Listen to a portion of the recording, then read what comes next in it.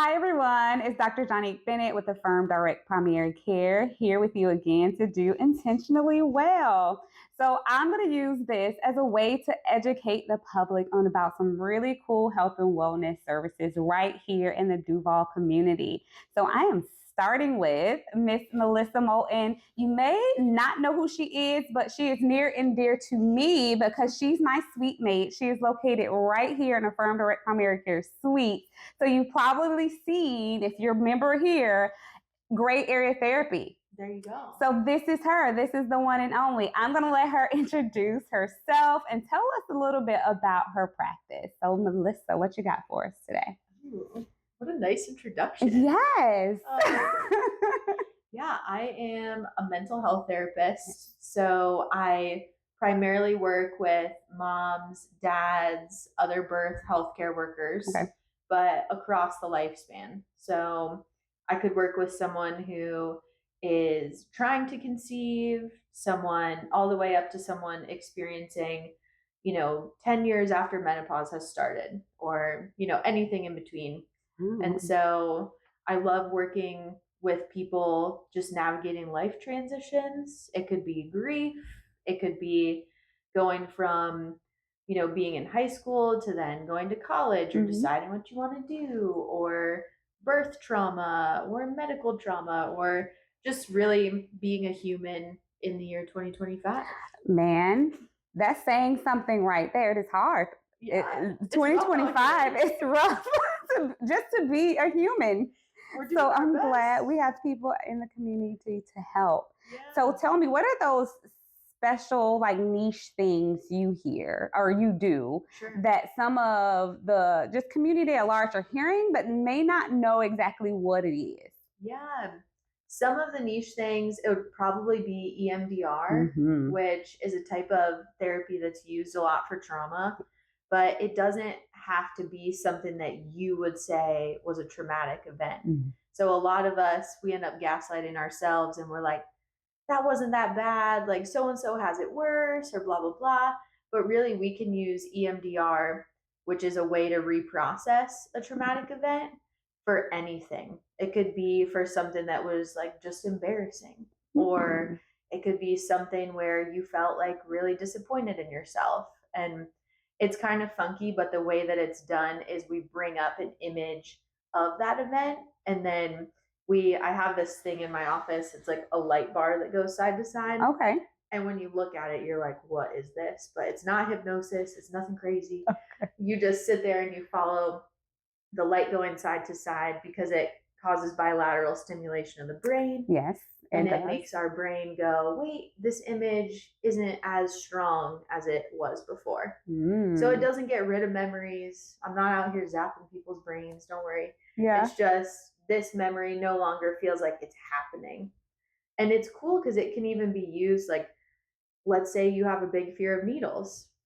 We could take an event where you had your blood drawn once before and it didn't go well, and we could reprocess it. And then we could use EMDR to rehearse a future time that you're going to get your blood drawn.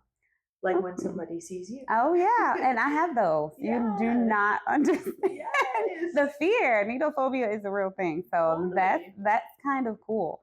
And you mentioned memories to do this type of, it's not a procedure. What is it? Yeah. Therapy. It's therapy. Duh. Yeah.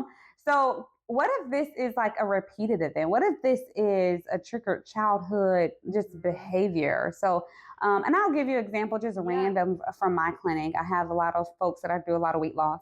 Sure. So they have really negative memories about food and eating habits from their parents, about eating everything on your plate, or you get in trouble. There are starving children in Africa. Exactly. You're going to finish this type of behavior pattern and start really hard to kick as an adult. Would something like that be helpful for Absolutely. EMDR? Okay. Because really what EMDR is used for is reprocessing any negative belief that feels like it's real for us. Okay. So, if every time you sat down to eat and your parent was like, why are you eating so much? But then was also like, clear your plate.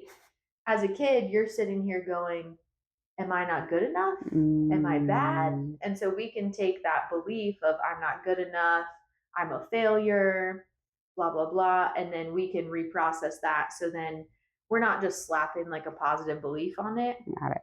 but our brain actually goes, no, wait, we were doing the best we could. Got it. I am good enough. And now it's cool because I also experienced that as a human, and like I can eat a piece of chocolate and be like, this is just a neutral experience. Like I'm not a bad human for eating this. I actually really like that term. I think I've heard it before. Neutral experience. Yeah. I don't know why that red lighted for me. Yeah. Just like this, I just did this. It's okay. It doesn't necessarily have to have a positive. It doesn't have to have a negative connotation to it. It just happened. This just what I do. We don't have to put a huge meaning to every little thing. We do that as people. Well, in 2025 at least. We do that. Yes, it feels so cutthroat, and it's really like if I went for a walk or I didn't go for a walk, that's just an observation. Yeah, and we come down on ourselves too. Say you're, again, back to weight loss. I have a lot of weight loss patients. Say you're doing really, really well at your activity for 3 times that week. That next week you're beating yourself up because you didn't go for a run that day. You didn't go for a walk that day. That you went to McDonald's instead of eating your salad that you packed. Yes. And you just beat yourself up for that one activity that happened. Right. And it just becomes a cycle after that. I see that. Instead of look at the 12 things that I did do, but now that I did this one thing, it's like, oh, those don't even matter. Don't even matter. We do it. Yeah. Neutral experiences, guys. Yeah. We are here just to live as human beings in 2025. Yeah. Let's just have a neutral year. A neutral year. That will be too much. Absolutely. A neutral year would be awesome. This would be great. This would be great.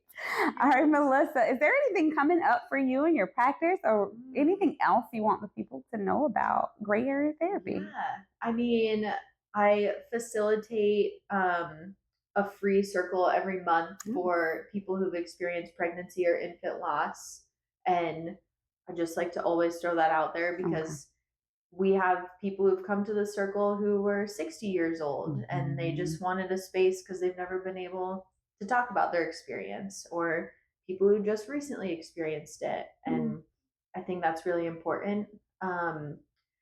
Besides that, we also have a few different events that I like to pop up to. Like there's a women's wellness event coming up, and I post those on Instagram and stuff. But where can I follow you? Make sure they know where you're at. Gray Area Therapy Jax.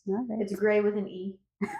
Okay. And it is that whole concept of 2 things can be true at once. Absolutely. There's a tons of gray areas, and we have to learn how to live in the neutral. Yes. The gray area. Yes. So I am so glad we finally got to do this. You'll think, guys, we'll be able to do this all the time because we, work in the same office space, but we don't. And I love talking to Mellissa. She's such a calming presence, and I know she's great at what she does. The feeling is mutual. Yes. Because who you are. So thank you so much for sharing your time today. Thank you. Yes, I love what you're doing. Thank you. Yeah.